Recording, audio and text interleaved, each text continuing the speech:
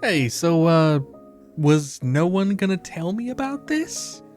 I mean, we've been over time and time again how much I love experimental games. I love pixel art. I love low poly styles. I love little thingies and stuff. And yet, none of you thought to tell me about Sokpop? Wow. I see how it is. I suppose I'll do all the talking then, huh? Okay. The Sokpop Collective is a small indie studio of creatives from the Netherlands that make and share a lot of little experimental games in various styles and genres. These four friends have been making games together since 2015, posting on itch.io, on Steam, and working through a Patreon where a $3 a month pledge gets you access to a monthly game, and a $5 or $10 pledge gets you devlogs and the like for those more interested in their process and creativity.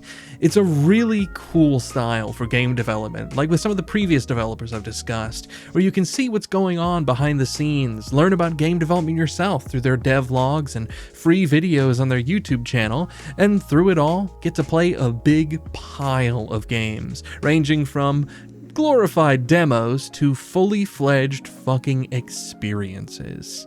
There are currently over 100 games on Sokpop's roster, released individually and also through seasons, which are just bundles of games made within a certain set of months. So, I'm not going to be talking about all of them today.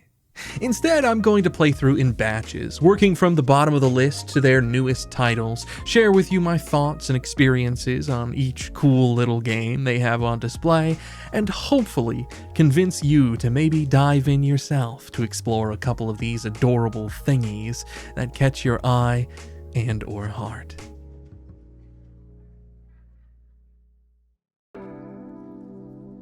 A bamboo water moon in an ocean of stars. What a cool way to design a menu for a game. It's an interactive experience of just a little guy swimming around to look at the fish and frogs and to select your level. And by swimming around, I mean around. The moon turns as you swim, and you can see the celestial backdrop spin along with you. It is so fucking cool. Bamboo EP is the first game of Sokpop's that crossed my recommended, and little did I know what this tiny collection of experiences could open a door to such a vast wealth of games. There's two games to select from this particular title, Bamboo Heart and Bamboo Ball. One is a really stressful action game, and the other a samurai dueling simulator. Let me talk about Bamboo Ball first, because it's simpler. Essentially, it's dodgeball. You have a set of balls, the enemy has a set of balls, you have to throw them at the other side's bamboo poles to win. But there's also some little hidden complexities that make it a bit more exciting and infuriating. It's technically a 3D space, but it's represented by isometric 2D aesthetics. You can jump, which allows you to spike your ball with a lot more force, though in my case that mostly just makes me miss even harder, because I'm really bad at judging angles. There's also random little obstacles in the middle depending on the season, like random bamboo, sunflowers, bugs, wind, and living snowmen that watch you collect and throw snow at each other. It's really cool how they executed such a simple little game into a satisfying and tense sport experience. And now I need to talk about Bamboo Heart, because holy fuckballs, this game was so cool. Bamboo Heart is a full game all its own. Seriously, it is so cool and it deserves the space of being its own solo title. You are the Heartless, a samurai warrior roaming the land looking for their heart that was cut out of them and replaced with a bamboo one. Naturally, that means slaughtering anyone that gets in your way. And by anyone, I mean everyone for miles and their extended family. With the pretty but undeniably simple visuals, you'd expect some relatively easy gameplay. Oh, Your attacks have timings. You can't just swing wildly and win. I mean, you can, but you have to be lucky, and I am not. You can parry and be parried when your swords swing at the same time. You can jump, mostly just for style, but it also allows you to get around some obstacles. You can dash, which allows you to close the distance or quickly make space to prepare for your next strike. And on top of all of those basic mechanics, you can also unlock special abilities by killing the legendary fighters throughout the forest, floating, fainting, a slam attack, and several more, each providing that much more girth to this game's intense 1 to 2 hit kill gameplay. Fuck, it's so cool. And I didn't even tell you about the mushrooms. So between fighting, you can wander through the forest and find little mushrooms, or kill ducks and take their meat. And there's random cook pots where you can prepare these ingredients as meals to fill your stomach and heal. It's so cool having just this tiny little unnecessary mechanic, but it adds some extra strategy to how you're going to survive fighting every goddamn person in Animal Japan, and also something to do outside of dancing with swords and sweating bullets for 20 minutes straight. Apparently there's a couple of bosses, but I'm really bad at this game, so I didn't get footage of them. Oh, I forgot to mention, once you play for a bit, you also unlock a duel mode, so you can actually play split-screen versus and duel each other with samurai swords and all of the abilities unlocked. It's a fun addition to an already intense game that harkens back to the good old days when every campaign-focused game had a silly, tacked-on multiplayer that kicked ass. I'd probably actually get to enjoy it if, you know, I wasn't playing alone in my basement.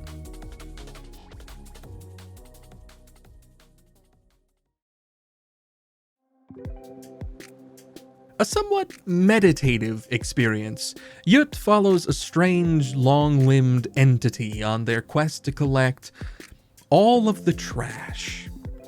I'm not 100% sure on this one, but it feels like the type of game where you just kind of bask in the ambiance while you slowly meander, performing a menial task for the sake of being forced to be patient and calm.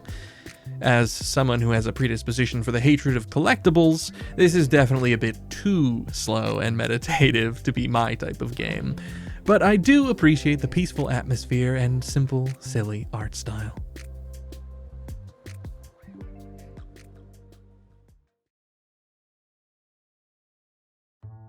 Bombini is a very relaxing game about bees.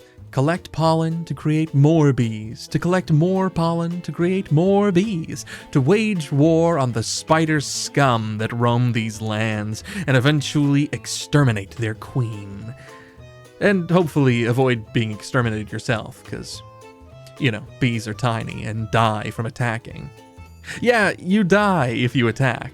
So this game's all about numbers and avoiding confrontation when you can, to just store up as much pollen as possible, build up as big an army as you can before swarming the Spider Queen. Honestly, between the really laid-back ambiance and the pixelated art style, you'd be forgiven for believing this was a game for someone trying to avoid violence and madness. Yet, knowing me, I find myself knee-deep in death wherever I go.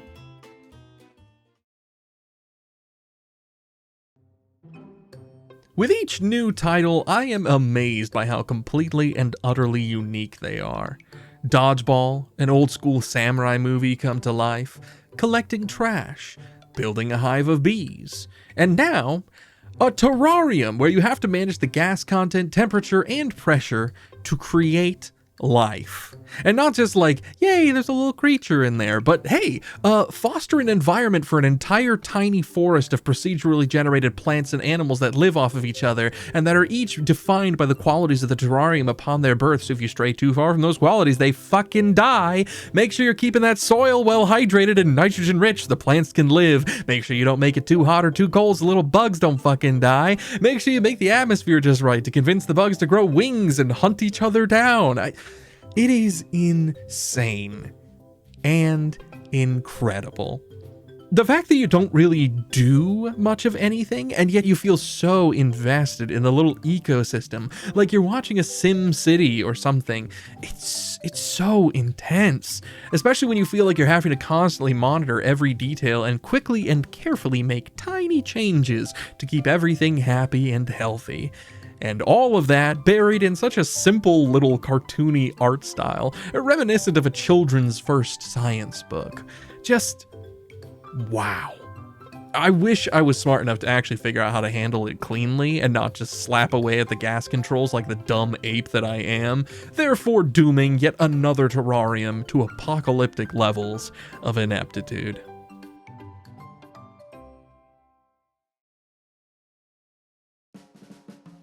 This one's gonna sting a bit, and not the Bombini fun sting or the pun definitely intended ant bite kind of sting, but the oh my god, it was so close to being a decent game sting.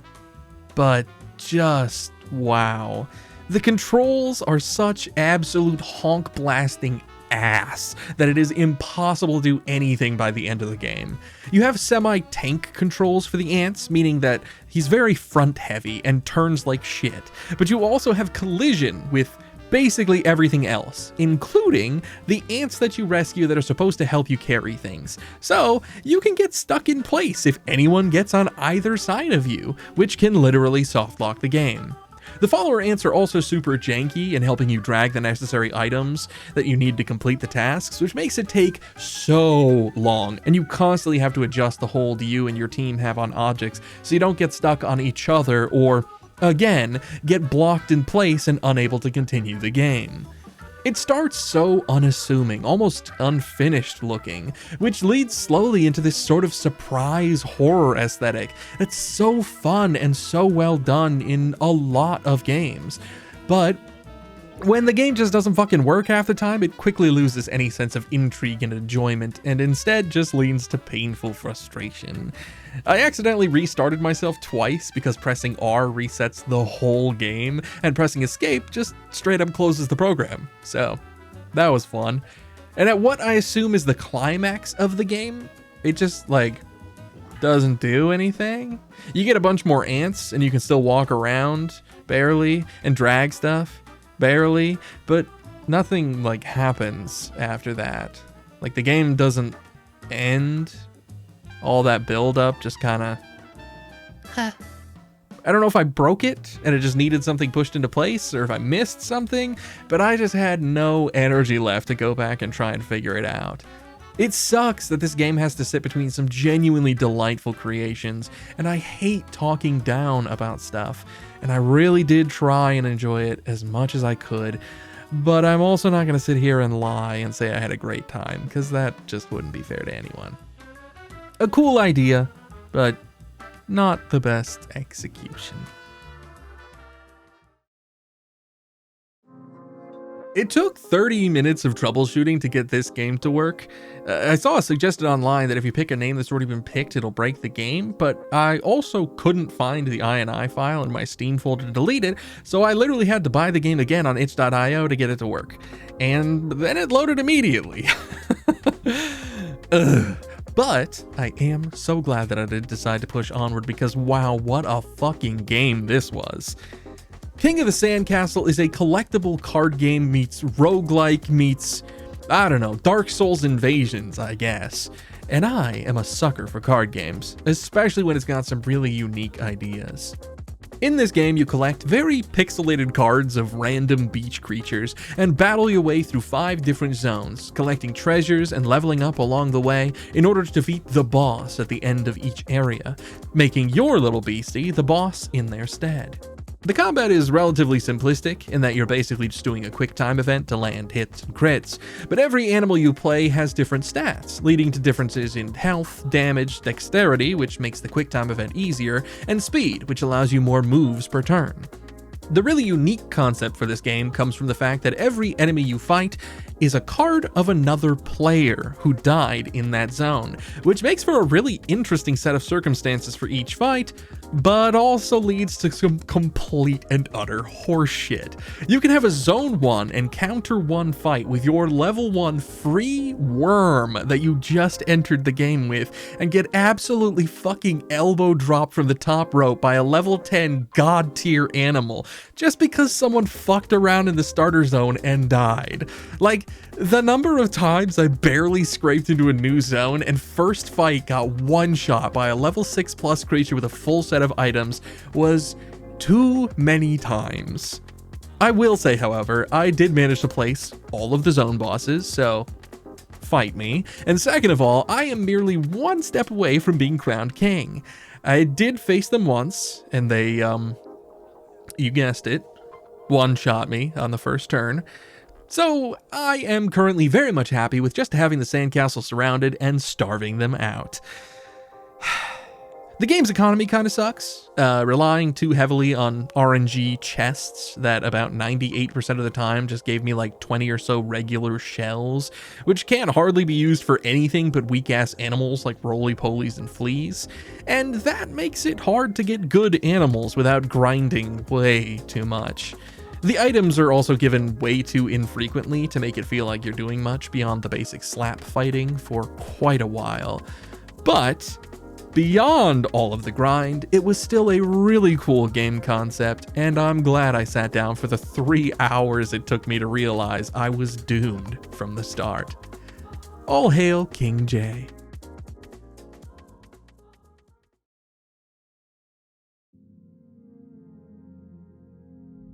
Moeras, meaning swamp in Dutch, is a game about an archer standing guard outside a great wall. The game is really cool looking, with this strange but fascinating rendering style that makes objects and effects pop and jitter in a somewhat cartoony way. The visual style, however, is used to great effect to create a deeply atmospheric landscape of vast emptiness and disrepair. The swamp is littered with unoccupied guard towers, billowing flags, and abandoned campsites, as though some great host of warriors once stood their ground here.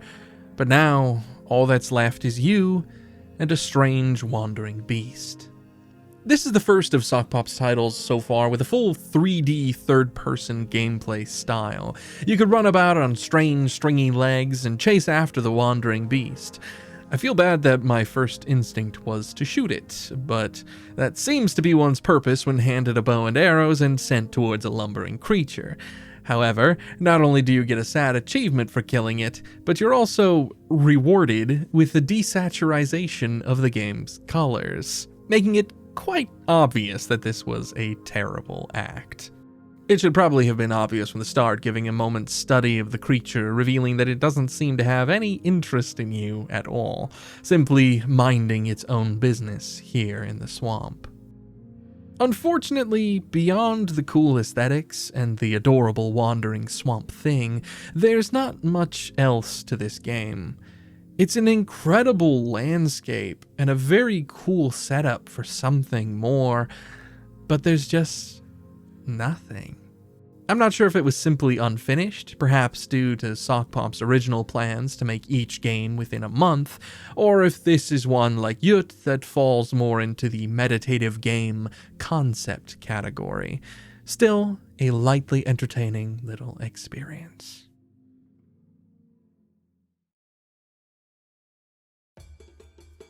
Ark: Survival Devolved. Taking survival crafting to its limits, and then all the way back to its basest form, harvesting resources, eating whatever you can scavenge, and befriending dinosaurs. What else do you need? Dino Game sees a little astronaut stranded when he falls out of his UFO and into an adorable prehistoric land. In order to get back home, you need to learn to harness this new environment and its resources. Create tools, chop down trees, eat the fruit, feed the friendly, if a bit overly curious brontosauruses, and eventually make your escape. It is such a cute little game, and the feeling of exploring the simple but charming environment, learning how to interact with the mechanics to work towards your goal, and just basking in the absolutely precious sound effects is so worth the 20 to 30 minutes of gameplay available. Just don't get nabbed out of the UFO the second you escape.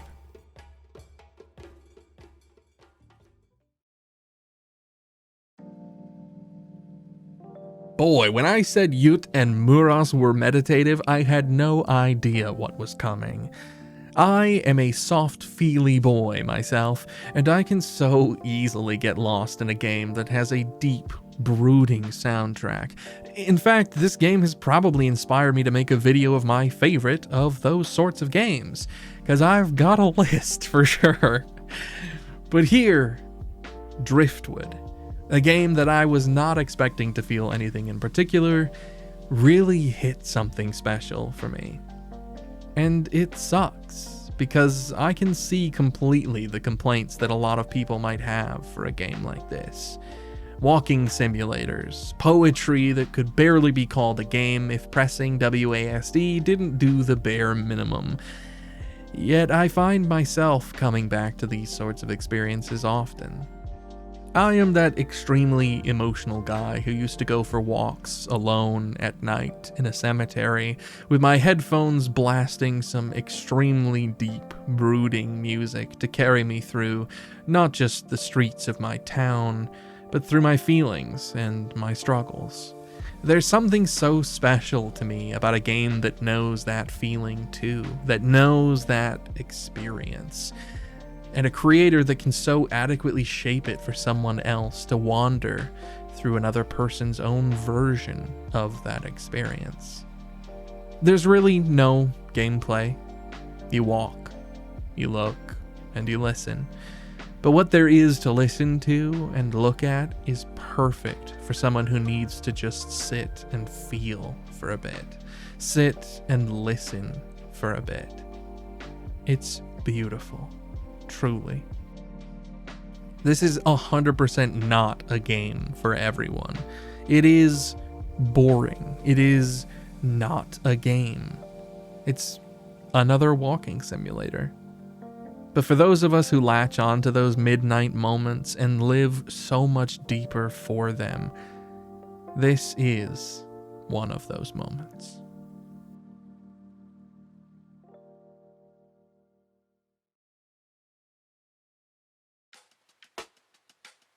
And there we have it, the first season of Sokpop.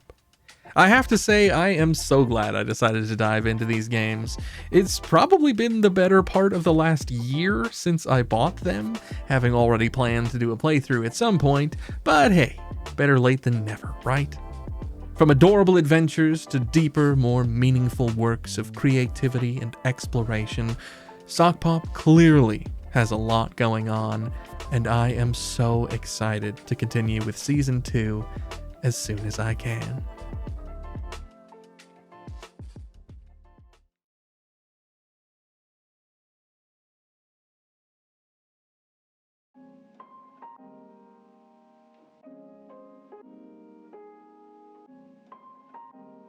And that is the video. Thank you so much for watching, and thank you so much for sticking through all the way to the end. This is me back on my making developer list video shtick. This is one, like I said, that I wanted to do for a long time. I am such a little freak for just little teeny tiny games. There's something to me that's so cool about when, I love a big, deep, where am I going with those words? I love a big, deep experience. I love a game that has a lot of different mechanics and a lot of stuff going on, but at the same point in time, there is something so special to me about a game that is literally just one little teeny tiny fucking thing. Especially when it has a really cool art style and really cute music, or really pretty music, or really fucking sad and emotional music. Ugh. There's something about a tiny little game, a little thingy, that is so fucking cool to me. And Sokpop is the perfect example of a developer that does that. You know, with Mrs. and with Merlino, and with Mike Klubnica. Their games are a little more story driven, a little deeper. There's a lot of little things going on. But with Sokpop, it's very, very compacted, and you definitely feel the fact that, you know, most, if not all of these were made within a month. It's like a game jam kind of game that you would find on itch.io, except, you know, with just a little bit more time and polish and beauty and care, and it's fucking awesome, and I love it.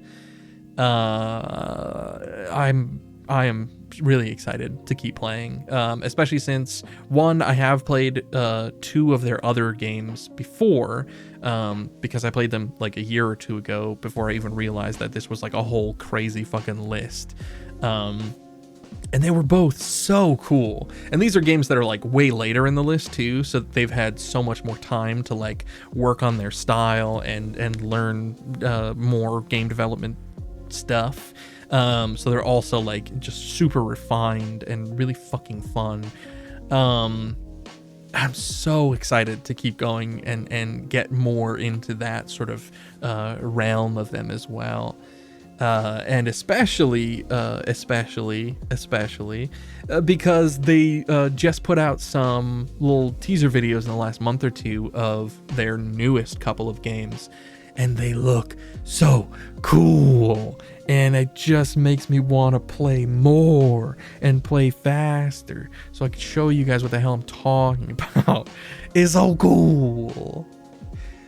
But this is now the part where we say thank you to the members.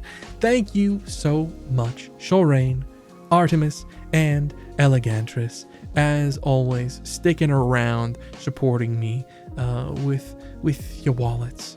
And also, there's gonna start now with this month. There's gonna start a little listy of names that are gonna be written on the screen as well, because I also have a little category for the people like Nikali. Gonna shout you out because you're the first one. Like the people that want to have their name on the screen within just a nice little cozy list.